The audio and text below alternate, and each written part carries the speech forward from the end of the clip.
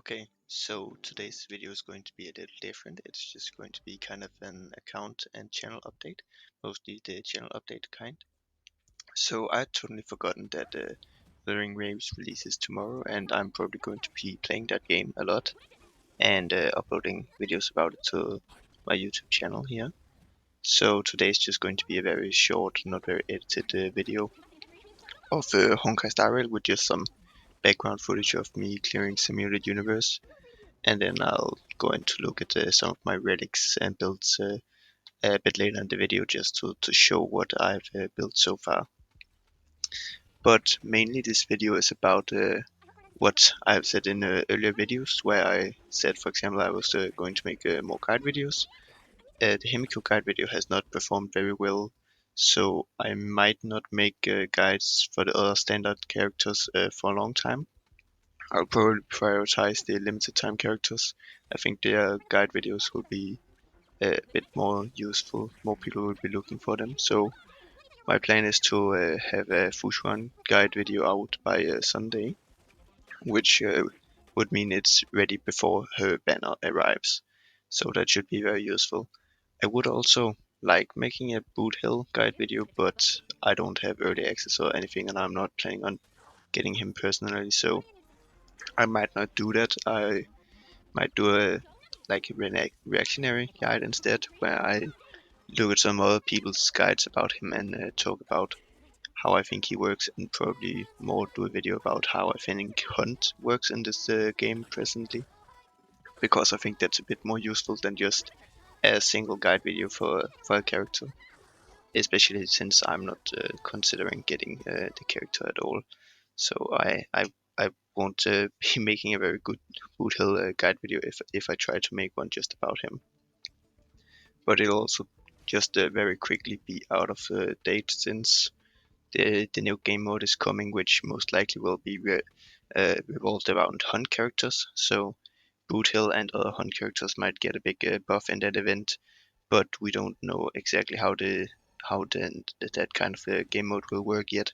So it's hard to say whether Boot Hill will be best in that game mode, or other hunt characters might be even better. So it's a bit difficult, but I'll see what happens and try to make some videos about it when it releases. I'm pretty sure it's coming out in 2.3, which is kind of odd because that's the patch where Jade releases and she's an erudition character. But still, that's when they decided that they're going to release this new content. But anyways, as I said, the Fushuan guide is coming, and out of that, I'll be making some Wuthering Waves videos. I don't know a lot about the game, but I think it looks pretty cool, so I'm going to play it and release a video probably either tomorrow or the day after tomorrow, depending on how much I decide to play the game tomorrow. If I really like the game, I'm probably not going to sit down and edit a video on the same day. I'll probably just play through a bunch of it, and then the video will be released on Friday instead.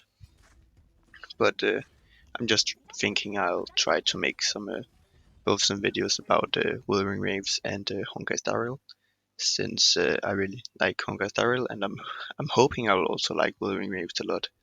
Um, that would be nice, since the characters in that game look very cool and the combat looks promising.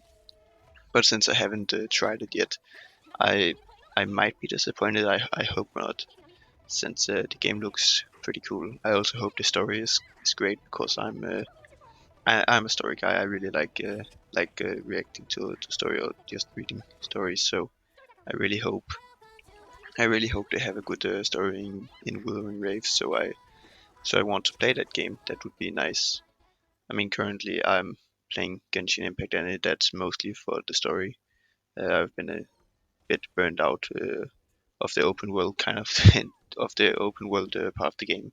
So I just hope Wuthering Waves open world isn't too big, because then I probably won't explore a lot of it, and that might cause me to have less resources, which would not be nice. But I'm just not that into open world games anymore after have playing Legend of Zelda: Breath of the Wild and Genshin Impact for a long time.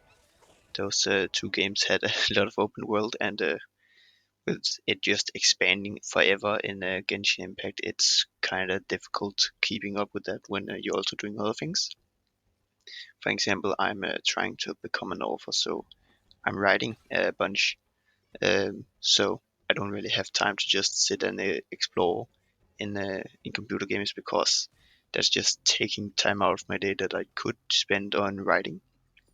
I mean, technically these YouTube videos are as well, but I enjoy making these, so I don't think it's as much of a problem, since I do find it pretty nice to record these videos and just share what I think about the games.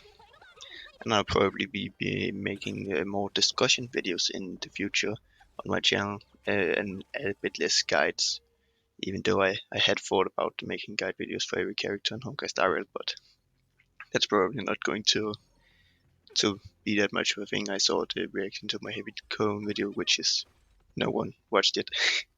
That might also just be because the thumbnail isn't as good as my two first videos thumbnails, but who knows. As always, of course, if you have any thoughts that you want to, or anything you think about these videos, or just questions about either me or the games I played, you can just leave a comment about those things. I'll be happy to read comments and respond to them. But mostly my YouTube channel is very small, so I'll just be making a few videos. I mean, these aren't monetized or anything yet, so just enjoy it there without ads. And then I'll see if my YouTube channel can grow in the future. I'm not sure whether that will happen, but maybe. You never know. So it's more of just a side thing for me currently. Okay, so now for a bit more of the actual account review, looking at what I've done so far. So I've managed to get to Trade List level 56 and Equilibrium level 4. So I'm quite happy about that. Good progress there. And of course with characters, you probably saw me pull Topaz in my pulling video there. I've equipped her with the Simulated Universe light cone, which is quite nice for her. Traces are pretty decently leveled. I focused mainly on her skill because that's what buffs the follow-up attacks of everyone on the team. And since I'm using her on a follow-up team with Clara, this is very useful. So that was my main priority. In regards to relics, I have her on the the right sets, what I would prefer, since the Ash Blazing Grand Duke increases follow-up attack damage. Unfortunately, though, these pieces are mostly just from opening chests, so they don't have the best stats, but they do have stats that are still useful. Yeah, unlike these, they don't have good stats, so I've kept them at level 3. And then in regards to the Inert Solsato, this is definitely also the preferred relic set.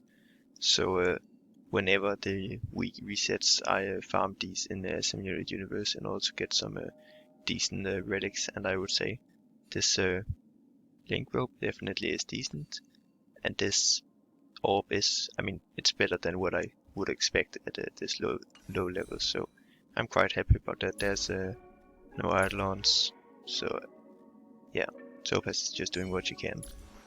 Then I have Robin with a pretty decent attack stat and some speed, but not that much. She has the event light cone that's super emphasization 5, because then it increases her attack by a lot, which is very nice. And her traces are pretty decently leveled also. I prioritize traces and light cone levels above relics, at least for now in the account's life. As you can see, her relics are pretty terrible. I just went for 2-piece attack, 2-piece speed, because that's what gives some useful set bonuses. So this piece has some attack and some speed. This has almost no attack. It's pretty bad, but it has a lot of base attack, which is very useful. That's why I'm using these on her. It's for the base attack she gets. This is attack percent on the speed set, so that was better than anything else I could get her. Since this both gives attack and speed, I had nothing else as good as this. And then attack boots on the attack set. Her planner ornaments are just sprightly one rack to generate some more energy with the 5% energy regeneration rate, but they don't have great main stats. I would prefer attack percent, though physical damage boost does work on her. I'd still prefer attack percent because I want her to be more of a buffer than a damage dealer, though right now she's doing almost as much damage as my damage dealers when we're in her ultimate. And then here I would like energy regeneration rate, but instead I have attack. So that's why I haven't really leveled these, because they don't have the stats I'm looking for, though I do like this set a lot for her. And she's also with no Eidolons. So then there's Clara, no Eidolons unfortunately, but she has some decent stats. No speed because Clara works off counterattacks, so no speed works well for her. Then she has the Simulated Universe light cone, which is very nice. Her traces are also invested, mostly her talent, because that's the actual follow-up attack. Then I looked at her ultimate and her skill I've kinda ignored a lot, since I'm mostly buffing up follow-up attacks, so that's my main focus. With relics, she has the same sets as Topaz, but yeah, she just has some different pieces. This is pretty terrible. I gave Topaz the good one so she could have above 50 crit rate, since Clara doesn't have above 50 crit rate when she has this on, and it's only when you're above 50 crit rate that this inert Saltato effect actually activates. So I just preferred getting Topaz the actual effect instead of none of them having the effect active. Her boots are also terrible. This is the orb you just saw. Right main stat, terrible substats. And this could be level once more, but there's a very little chance it's going to hit crit rate, so I just haven't bothered with. Yeah, so all in all, yeah, she's not that great. She doesn't have a very great build, but she does deal a lot of damage because she's teamed up with Topaz and Nombi plus Robin, so there's a lot of boost in her damage. Then I have my first limited 5-star, which was Jingliu. She of course gets a pretty big crit rate boost by herself, so the 20 crit rate looks terrible, but she's probably still the character with the highest crit rate on my account. I do have her signature Lycon, which is very nice, increases her damage a good chunk. Her traces are basically maxed for what I can get right now. I don't care about her normal attack, I'm not going to use that, so that's not something that's going to be leveled up until I'm the very max level of the game, and nothing else matters. For relics, she still has these pretty terrible ice damage pieces, and that's from the Cavern of Corrosion event during the anniversary patch, where you have treble drops, so they're still coming from that, so that's why their stats are pretty bad. I'm not farming relics, so she just has to stick with these terrible pieces. I did get this today, but since it only has crit rate, I don't really dare level it, since it's probably not going to be very useful. Most likely this does have a little more potential, the crit damage is better on Jingliu, but it's still not very good, so I'm not leveling it. I'm just giving her this set piece because it does give 8% crit rate, and when she enters her enhanced state, she does get above the 50% crit rate, which means her ultimate deals more damage. She doesn't get anything from the follow-up attack damage increase, but the ultimate dealing more damage is still very useful. So that's pretty nice for Jingliu. Now these are the 4 most invested characters. Outside of them, I of course have the Trailblazer, who is also very highly leveled, because you get the essential materials for free when you get up in the Trailblaze level.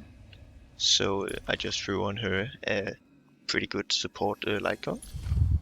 Her traces are absolutely terrible. I haven't really focused on them a lot, since I'm not sure I'm going to use the Harmony Trailblazer. So I just put some pieces on her. I mean, this is her best set, but the pieces themselves are pretty bad. And then this is just to throw something on her. And I've only unlocked one Eidolon for her, so yeah, you can probably see she is pretty terrible. But she is high level because you get those things for free. And then we have my supports that are meant to keep my team alive. I've also not focused a lot of focus on them because they're probably going to be replaced in the future. I'm probably going to go for Aventurine when he next comes around, so Gepard is pretty useless when you have him, so I don't want to spend too many resources on him. I mean, luckily you do get some 5-star pieces of the set when you get up in Trailblaze level, so I have some okay pieces on him. And since you can farm the Bellabug of the artifacts set in the same simulated universe as the inner Salsato, I'm just randomly ending up with some pieces of that might be useful. So he does have some of that, which is kind of nice for him. Bailu, on the other hand, she does have, of course, a light cone, and she has even worse investment and even worse relics. So yeah, currently I do have some issues with my supports. Then I have a Dr. Ratio, who I don't really want to use, so he's not really built. Level 20 light cone, unleveled traces basically, unleveled relics, of course no Eidolons, anything. Saval I do like, but I'm probably not going to use her that much, so she's just built enough, and she's just built enough to take care of the of some of the bosses in the game. I had to use her while doing the story, and she actually works very well. Then we get down to the characters that have nothing. I mean, Lynx I do use, but she's not invested into at all. And then we have all of these other characters who don't even have relics, which is how you know I'm not using them at all. When it just has the explanation mark at the relics. I'm using none of these units at all. So my main focus are on these two teams. I'll show you. This team, which is Jingliu, dealing a lot of damage. Harmony Trailblaze trying to boost her damage in some way, and Gepard and Lynx trying to keep the team alive. This team isn't doing very well in Mirror of Chaos and such, because Jingliu is the only damage dealer and she doesn't have good support, unfortunately, so it's doing pretty poorly. This team is doing amazingly because I have Clara, Robin and Topaz Nambi, so those three just together are very strong, and I basically don't even need Baidu here. But I do use her here because she's the character I got when trying to get Aventurine, so I just use Baidu for fun. So in terms of the actual Forgotten Hall and Pure Fiction, currently, as you can see, I'm at 14 out of 15. I can't clear the challenge number 15, I mean the 15th floor, because both enemies have resistance to ice, so Jingliu is doing absolutely nothing. And in this I also can't clear because of the Jingliu team. And in Pure Fiction I just don't have a lot of damage, mostly again because of the Jingliu team not being able to do anything. The follow-up attack team is getting some buffs from this whimsicality actually helping based on your follow-up attacks. So yeah, it's mostly the Jingliu team, but it's just because I don't have any good support for Jingliu. As you can see, Lynx, Gepard and Harmony Trailblazer aren't the best supports. And that's mostly because I've been unfortunate, because if you look at which 4-stars I'm missing, it's Pele and Tingyun, which are probably the two 4-stars that work best with Jingliu. So I'm missing the only 4-stars that actually make her useful, which is very unfortunate, since she was my first limited time character. But yeah, if I get those in the future, which I'm hoping to do, I'll probably wish on a banner if they're there, even though I don't want the 5-star. I'll probably go for just these two supports. But when I get them, my Jingliu should be a lot better. I know that Hue and Yuanmei and such are very good for Jingliu, but I'm definitely not getting Yuanmei on this account since I have her on my other account. Hue I might be getting on this account. I do want her basically on both accounts. So it's just a question of whether or not I can get her on my account. If I can't, which it might be looking like I can't because I just got Robin by accident. If I can't get her on my other account, I'll get her here, and that will be very good for Jingliu. So that might be how I try to improve my account. But thanks for listening, and I hope you all the best in your summons in both Honkai Star Rail and probably tomorrow in Wuthering Waves.